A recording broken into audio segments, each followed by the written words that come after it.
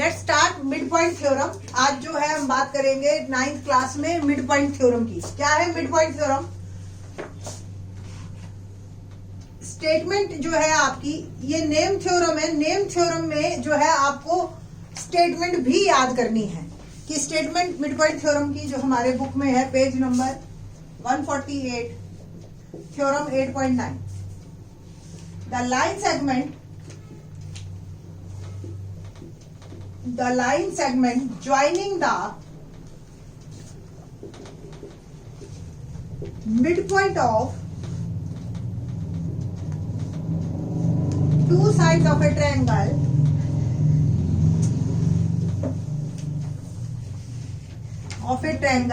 is parallel to third side। और इसमें एक एडिशन और कर रही हूं मैं, and half of it। What does it means? कि अगर किसी ट्रायंगल की दो साइड्स के मिड पॉइंट को ज्वाइन किया जाए, सपोज डी मिड पॉइंट है ए बी का, ई मिड पॉइंट है ए सी का, और ये हमने ज्वाइन किया। So D E is half of B C and D E is parallel to B C. ये हमें प्रूव करना है। गिवन थ्योरम आपके सिलेबस में है। तो थ्योरम में जो है आपके 6 स्टेप्स होते हैं। First of all statement, figure, next step है गिवन। आपको दे रखा है D and E are mid points of A B and A C. और मैथमेटिकली आप लिख सकते हो A D equal to D B और A E equal to E C. To proof में हमें क्या करना है, डीई जो लाइन ज्वाइनिंग आई वो पैरेलल टू बीसी है और DE half of BC. Construction में आपको एक चीज करनी है कि आपको एक लाइन सी से पैरेलल मूव करनी है, सी से लाइन मूव करनी है जो कि बी ए के पैरेलल, और डीई को आप एक्सटेंड करोगे तो वो एफ पे इंटरसेक्ट करेगी। तो कंस्ट्रक्शन में हमने लिखा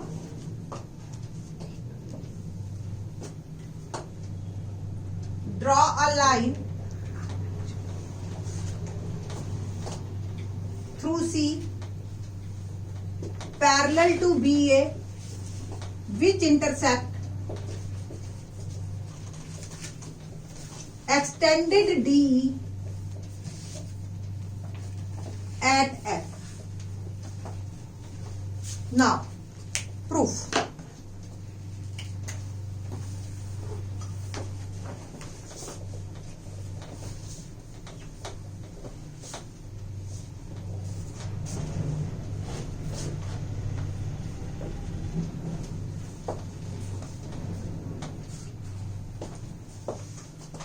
triangle ADE and triangle ECF, ये वाली और ये वाली। सबसे पहले हम इसको कॉन्ग्रुएंट प्रूव करेंगे।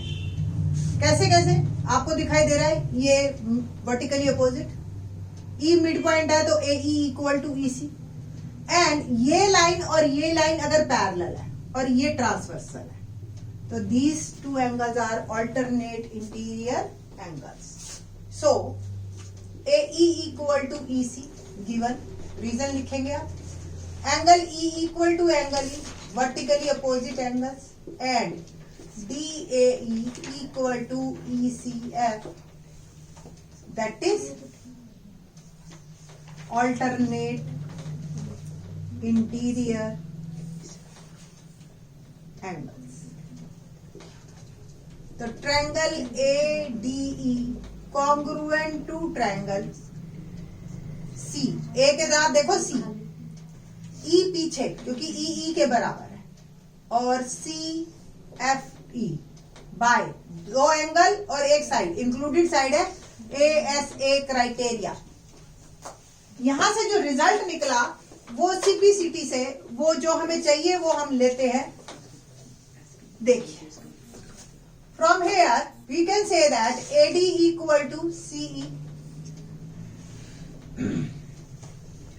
and DE equal to EF। बाकी के जो दो पार्ट्स हैं आपके, दो साइड्स हैं, ये साइड इसके बराबर और ये वाली साइड इसके बराबर, ये हमने रिजल्ट ले लिया बाय सीपी सी।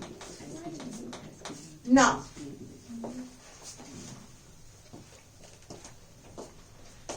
एडी सीई के बराबर है और एडी बीडी के भी बराबर है, गिवन।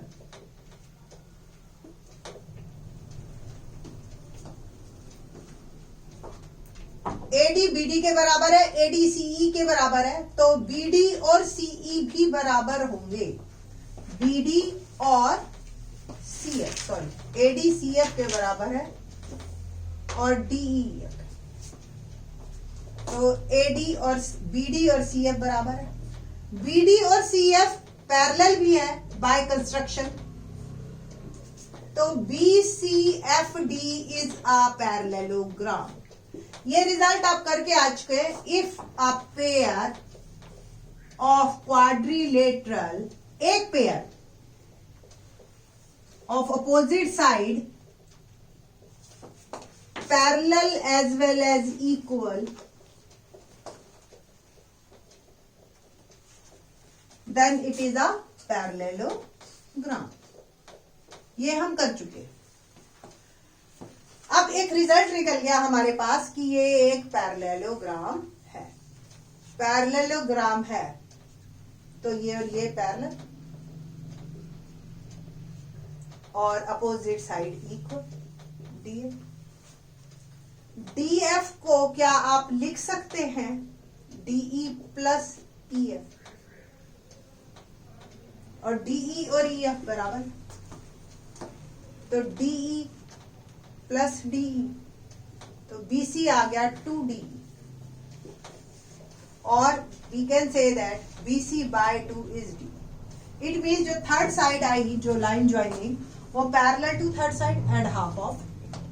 ए वेरी इंपॉर्टेंट रिजल्ट, और बहुत जो है यूज होता है हमारे 8.2 के हर क्वेश्चन में ये रिजल्ट यूज होगा। रिजल्ट को यूज करने से पहले इसका एक कन्वर्स भी कर लीजिए। कन्वर्स बिल्कुल रिवर्स होता है कि जो आपका गिवन है वो 2 प्रूव हो जाएगा, और 2 प्रूव गिवन है, तो क्या स्टेटमेंट है? Converse of mid point theorem is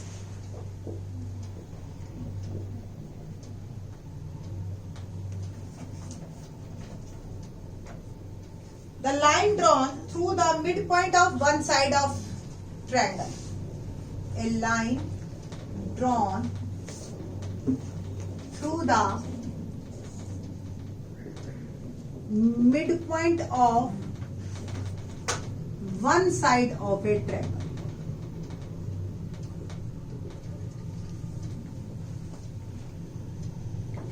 Parallel to another side bisects the third side.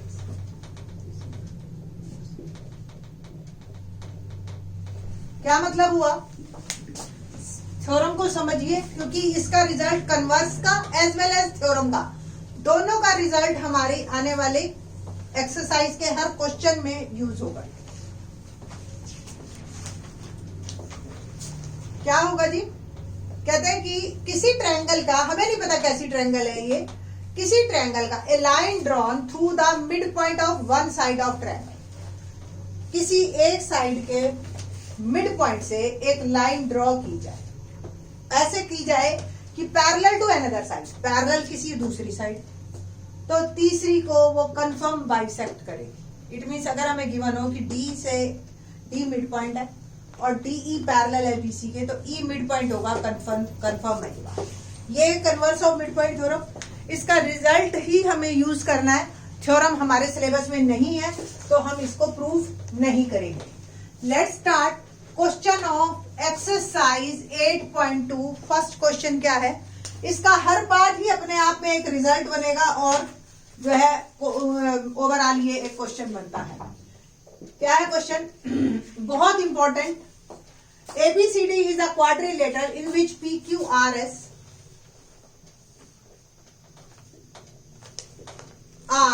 ABCD is a quadrilateral in which PQRS are midpoint of side AB, BC, CD and DA respectively. AC is a diagonal. Show that SR parallel to AC. बहुत simple. ध्यान से देखो, अगर आप सिर्फ इस triangle को, S और R मिड पॉइंट है, और अभी हमने मिड पॉइंट थ्योरम की थी और ये कहा था कि जो लाइन मिड पॉइंट को लाइन ज्वाइन करके बनती है वो पैरेलल टू थर्ड साइड होती है और हाफ ऑफ इट होती है. बस simple. Bye mid point theorem. Name theorem का एक ये यूज है कि आपको स्टेटमेंट तो याद करनी पड़ी जब क्वेश्चन ऐसे आ जाता है, state and prove mid point theorem. But जब क्वेश्चन में आप इस थ्योरम को यूज करोगे, आप सिंपल लिखोगे मिड पॉइंट थ्योरम. ठीक है. तो फर्स्ट क्वेश्चन में आपको गिवन टू प्रूव, ये आपको बस गिवन में ये लिखना है P Q R S are mid points.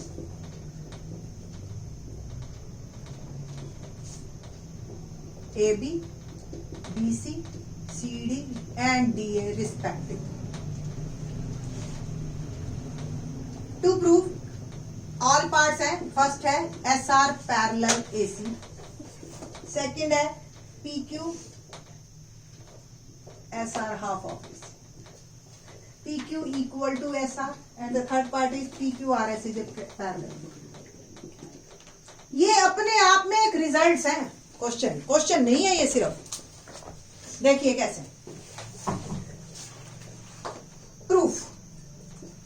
Triangle A C D. देखिए ध्यान से, मैं एक बार दोबारा बना देती हूं. ए सी डी, सिर्फ ये वाली ट्रायंगल देखनी है आपने. एस और आर,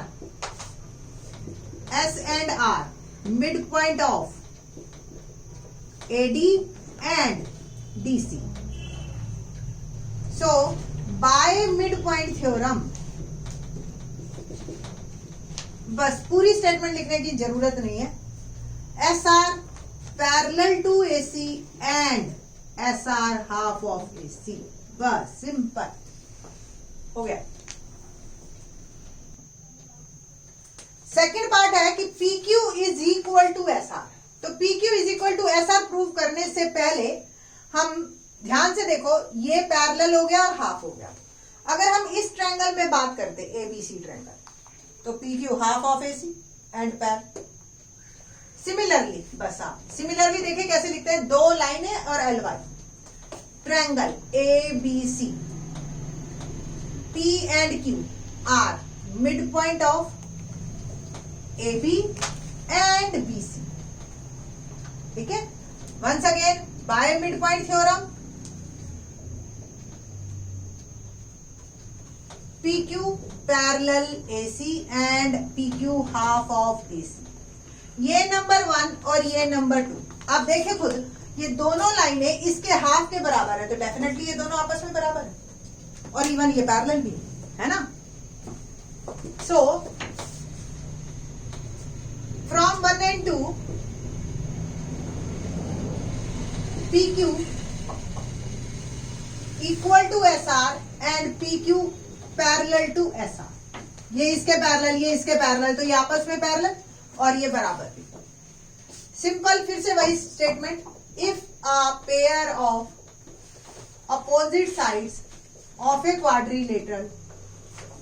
आप बोल बोल के लिखिए हमेशा नोटबुक में, आपको याद हो जाएगी ये चीज.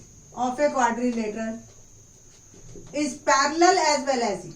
एक पेयर के बारे में अगर हमें पता हो कि वो पैरेलल भी है और इक्वल भी है, तो P Q R S is a parallelogram. तो वो पैरेललोग्राम बन जाता है. P Q R S is a parallelogram. ठीक है. और पी क्यू आर एस ये हमारा थर्ड पार्ट.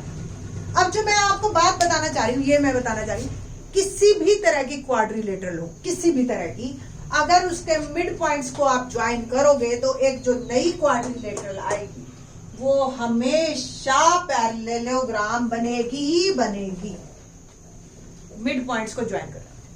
एक और रिजल्ट, सेकंड जो क्वेश्चन है मैं करवाऊंगी नेक्स्ट लेक्चर में, बट मैं आपको रिजल्ट बता रही हूं. सपोज ये वाली ए बी सी डी अगर रेक्टेंगल और उसके मिड पॉइंट्स को मिलाए तो पैरेललोग्राम तो बनेगी बनेगी. इन एडिशन ये रोम्बस भी बनेगी, और रोम्बस अगर बाहर है तो ये रेक्टेंगल बनेगी. इट मीन्स ये रिजल्ट है कि कैसी भी क्वाड्रिलेटरल हो, मिड पॉइंट्स को मिलाओ पैरेललोग्राम बनेगा। और अगर रेक्टेंगल के मिड पॉइंट्स के रेक्टेंगल की साइड्स के मिड पॉइंट को मिलाया जाए तो रोम्बस बनेगा, और रोम्बस की साइड्स के मिड पॉइंट को मिलाया जाए तो रेक्टेंगल बनेगा। तो आने वाले लेक्चर में देखेंगे। थैंक्स।